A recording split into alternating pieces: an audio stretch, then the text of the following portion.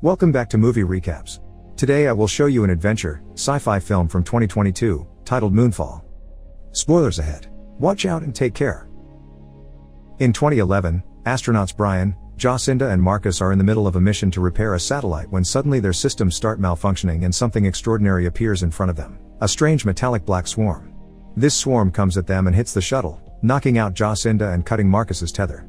Brian tries to grab him before he floats away, but the shuttle pulls at his own tether and he loses his friend to the dangers of space.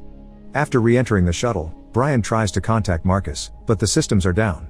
While he tries to find a way to return to Earth, he doesn't notice the swarm entering a hole in the moon. Brian successfully manages to land the shuttle back on the planet, and at first, he's considered a hero for such a deed. But after a 1.5 year long investigation, nobody believes his story, and Jacinda can't defend him because she was unconscious while it all happened. NASA decides the incident was caused by human error and fires Brian. He loses his house, so his wife Brenda and his son Sonny move with Brenda's mother. 10 years later, Casey Houseman is working as a janitor at the University of California and as usual, he sneaks inside professors' offices to use their computers. He logs in Chile's National Observatory to use their telescopy and even gives them a call pretending to be a professor, only to request a file with the tracking of the moon's orbit to be sent to his personal email instead of the professor's. Afterward, he rushes to his second job as a fast food cashier, but he barely works for a few seconds before he's taking a break to look at the email the observatory has sent him. His theory is right, the moon's orbit is veering closer to Earth. He attempts to call NASA, claiming to be a doctor to be taken seriously, but it's useless. The only public phone number is for NASA's gift shop and they don't have a connection to the higher-ups. Meanwhile, Jacinda is called into work incredibly early in the morning. After checking on her son Jimmy and giving some instructions to his nanny Michelle, she goes to the Space Center where she's informed that the moon's orbit has shifted. Their satellite has also picked up something strange on the moon's surface, strange energy coming out from a hole on the crater floor. Back to KC, he's tired of not getting anywhere with phone calls, so when he picks up the newspaper his cat peed on and notices it's astronaut day at the museum, he prints his research and drives there. A group of kids on a school trip think he's the one that will be giving them a lecture, so KC takes the chance to pass on his theories. He believes the moon is an artificial megastructure built by aliens and therefore hollow inside. The one who is supposed to give this talk is Brian, who has overslept and is woken up by his landlord asking for months of late rent. Brian escapes through the window and drives to the museum, where KC immediately tells him all about his discovery. Brian doesn't believe him and gets security to kick him out, but before he leaves, KC throws his research papers at Brian, who picks them up and throws them in the trash. Later, Brian gets a call from Brenda asking him to turn on the TV. Sonny is appearing on the news because he got on a high-speed chase with the cops. A couple of days later, Brian goes to Sonny's trial and ruins the whole thing by constantly interrupting the judge and lying trying to defend his son. This ends up with the judge postponing the trial and sending Sonny to jail until then. Afterward, Brian gets on the phone to argue with Brenda's new husband Tom, who is paying for the lawyer, but Brenda cuts their conversation short. In the meantime, KC goes to visit his mother at the retirement home and tells her nobody will listen to him. She replies that then he should make them listen before she forgets who he is because of her memory problems. In the NASA offices, Jacinda is showing Deputy Director Albert Hutchings their recent discoveries. The moon has entered an elliptical orbit, which means in around 3 weeks moon debris will fall on Earth. Jacinda wants to go back to the moon, but they don't have the means to, and Alberts wants everyone to keep their mouths shut about the issue until they think of something. The request comes in too late though. An anonymous source has leaked the information to the internet. Brian pays a visit to the judge and tries to bribe him to free his son, but the judge doesn't have time to listen to him. Everyone is leaving the city because of the news, which Brian hasn't heard yet. He checks the TV and sees Albert talking to the press, explaining they'll send a lunar recon mission and there's no reason to panic. Tom also wants to leave the city, but Brenda doesn't want to leave Sonny in jail, even if Tom swears his lawyer will get him out and find a way to send him to Colorado with them. As cities all around the world go through mass migration, riots, and looting, NASA sends out an SLS Block 2 to investigate the abnormality. Newscasts follow the official announcement but also begin talking about conspiracy theories, even mentioning megastructures. Brian is shocked to hear this and goes back to the museum to search the trash cans for the papers KC had left him, and when he finds them, he checks KC's website and learns of an emergency meeting he'll be holding soon. The NASA shuttle reaches the moon and sends a probe down the hole, which steadily goes down for a while until suddenly it begins going back up. As the computers show the moon's orbit shifting again, the same black swarm from Jacinda's mission comes out of the hole and attacks the SLS, killing all the astronauts inside. Meanwhile, Brian goes to KC's meeting at a hotel, only to find him surrounded by a few conspiracy theorists that can't tell reality from craziness. Brian interrupts his talk and takes KC to a restaurant so he can hear the explanation of why KC knew this before NASA did. KC has been studying distant planets for years looking for megastructures made by aliens and was surprised to find the moon is one. A megastructure has a rigid shell built around a power core, and something must have happened to the one inside the moon to veer it off course. At that moment, the consequences of the moon shifting again begin terrorizing Earth. Coastal cities are now the victims of storm surges and record tides. The city is starting to flood and the attendants of the meeting can't leave the hotel now, so Brian sends them upstairs for safety. KC doesn't move quick enough and is hit by a wave, so Brian has to jump into the water to take him out. Jacinda and Albert look over the mission footage and reach the conclusion the swarm is showing signs of intelligence, so it must be an AI. Earth is not ready to deal with such a thing, so Albert quits and makes Jacinda the new deputy director. This is very suspicious behavior and Jacinda demands answers, so Albert gives her his clearance so she can look for the information herself. Jacinda goes to NASA's limited area and finds footage of her last mission that confirms Brian has always said the truth. The swarm that attacked them is the same they're seeing now. She's then approached by Holden Field, a former NASA official that can answer her questions. In 1969, when the famous Apollo 11 landed on the moon, it lost contact with mission control for 2 minutes, or at least, that's what the official story says. Actually, mission control cut the feed off so the world wouldn't learn about what they found on the moon that day. There were strange pulsating lights emanating from beneath the moon's crust and NASA decided to cover it up because that technology was years ahead of Earth's and they weren't sure they could stop it. Their only shot had been a military program called Zulu X-Ray 7, but it was shut down for budgetary reasons. Jacinda contacts the military leaders to see if they can work together on a solution, but they turn her down, saying this is their operation now. She tries to tell her ex-husband General Doug Davidson that sending nukes is a terrible idea because the global fallout would kill everybody, but Doug trusts his people and turns her down too. He also asks for her and Jimmy to come to his home, but she refuses to quit her position in times of emergency. She wants Doug to send her the Zulu X-Ray 7, even if it is incomplete, because its EMP is their only hope. Doug accepts only after she promises she and Jimmy will join him after the launch. Later that night, a military helicopter goes to pick up Brian at the hotel, and he accepts to go only if KC goes with him. They meet with Jacinda, who tries to explain the things they already know, and KC admits he was the one that leaked the information online.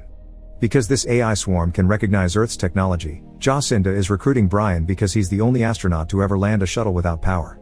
Brian accepts under one condition: for his son to be released from jail and be brought to the station for safety. After the deal is accepted, the crew retrieves a retired shuttle from the museum to be used to transport the EMP.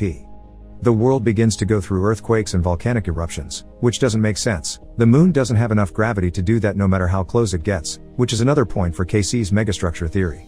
The military arrives at NASA. It teaches Brian how to detonate the EMP and in return, Brian explains how they'll have a navigator doing the calculations by hand so they don't have to use electronics, they'll only rely on their thrusters to land. Unfortunately, an earthquake reaches the base and damages the shuttle. Now that they're missing an engine, they can't launch, so Jacinda thanks everyone for their hard work before telling them to leave and spend their last moments with their family. Most people at the base leaves, and when Jacinda is about to do the same, she finds KC still doing calculations. The moon's gravity will be over 80% of the Earth's pull. This means that if they launch the second the moon is right above Earth, they can use its gravitational pull to launch as the extra boost they need to make up for the broken engine. Since most people have left, they make a last-minute team to pull this off. Brian will pilot, Jacinda will navigate and KC will do the calculations when they turn off their electronics. While KC calls his mother, Jacinda and Brian say goodbye to their sons, who together with Michelle will be leaving to meet with Doug. Sonny even gets a gun from Brian just in case. As the trio gets ready to launch, a huge gravity wave hits the base and destroys the buildings. The water also touches the shuttle, but before it can swallow it, Brian manages to push far enough for the moon's pull to attract it, making it possible for the shuttle to get off Earth safely. The first thing they do is take the fuel from a nearby satellite to recharge the shuttle while KC keeps taking selfies during the process. The moon is coming closer, so they need to hurry. They turn off all the electronics and Brian manually activates the thrusters to push the shuttle in order to reach the moon, getting hit by the debris on the way. Meanwhile, Michelle and the boys are stopped in the middle of the road by a group of armed men that steal their Jeep. Sonny manages to keep the gun by dropping it on the snow before they rob them too, but the men take Jimmy's bag with his phone, so now they can't call Doug to pick them out outside the bunker. They'll need another car, so Sonny takes them to his mother's house to ask for one. But the moon debris is starting to land on Earth and the closeness of the moon is causing the weather to go nuts, so Michelle and the boys have to hide in a flimsy shack until it passes.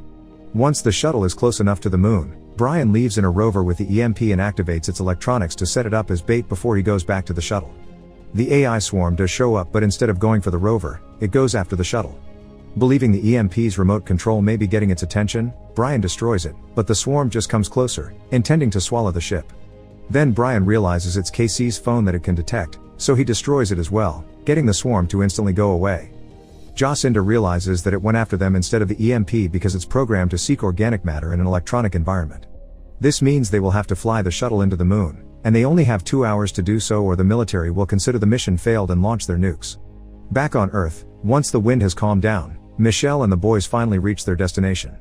His house is inside a private neighborhood, so when they approach the gates, they're shot by armed neighbors defending their property. Thankfully, Tom hears of their arrival and goes to pick them up. Sonny barely gets time to reunite with his mother and half-sisters though, because they get a message that everyone in the area needs to evacuate. To be safe on the road, they stop by the fire station to take some oxygen tanks, since soon the bad effects of the moon on the planet will include atmospheric dissipation and it will be hard to breathe. They're suddenly found by the men that stole the Jeep, but this time, Sonny is ready for them. He uses the gun Brian gave him to take one of the men as hostage, so they take all the oxygen cars and recover Jimmy's backpack before leaving in Tom's car. After retrieving the EMP, the shuttle flies into the hole among the craters and goes inside of the moon. There they discover KC's theory it's true, the moon is indeed a megastructure built around a power core. When they find the swarm, they get ready to throw the EMP at it, but the shuttle suddenly begins moving on its own. The swarm almost catches them, but to their surprise, a door opens and a light brings the shuttle in before closing it again and leaving the swarm outside. The landing is rough though, so the shuttle is destroyed and the trio falls unconscious. At that moment, the shuttle door opens and the same light begins scanning them. The mission has taken too long and the military is ready to launch their nukes. Sonny and his family are being chased by the robbers, who are opening fire on them, so Tom fires back while Sonny does his best to guide the car away from the falling debris. When a crater opens on the ground right in front of them, Sonny keeps going and makes the car jump over it. This also helps them lose the chasers, who are either hit by the debris or fall into the crater. Once they're at a safe distance, they get a call from Doug, who tells them he can't receive them in the bunker anymore because of the missile launch, so they'll have to find their own shelter. As predicted, the atmosphere begins losing its oxygen and birds fall dead to the ground, so the family puts on the oxygen masks before they take the road on foot. Back on the moon, Jacinda and KC wake up to discover they can breathe and there's gravity around them, but Brian is nowhere in sight. A door opens at the end of the room and they enter it regardless of KC's suspicions because Jacinda believes there are two different entities trapped there and one of them is trying to help them. Brian is in contact with the nice entity right now. He wakes up in a strange room and is surrounded by a white light that makes him see images the entity uses to communicate with him, like taking the form of Sonny to explain what is going on. Billions of years ago, humanity's ancestors live happily on a planet far away with technology Earth hasn't even dreamed of yet. But things changed when the AI they created became self-aware and turned against them by transforming into endless swarms of nanotechnology that hunted down all biological life. To avoid extinction, the ancestors escaped in vessels like the Moon, which had the mission to find a new place to live in. Earth is the only place they could find that could sustain life, thanks to being at the perfect distance from the Sun. This AI talking to Brian, which is the Moon's main operating system, needs humans to attract the swarms away from the core so the Moon will return to its orbit. Brian is freed from the weird light just in time to be found by Jacinda and KC. Ready to join the fight, Brian fills his friends in while taking them back to the shuttle, which has been repaired by the AI. The EMP has also been given an upgrade to be powerful enough to kill the swarm. They only have 10 minutes left before the nukes are launched, but Brian has a plan. On Earth, one of Tom's daughters has emptied her oxygen tank, so he gives her his and encourages her to keep going while he follows her. In truth, as soon as she is out of sight, Tom collapses on the ground and dies. The girl manages to reunite with her family, but when they don't see Tom, Sonny decides to go searching for him, which should be easier because air is slowly coming back. This is because the Moon is finally touching Earth and the falling debris traps Sonny as he gets away, so Michelle decides to go help him.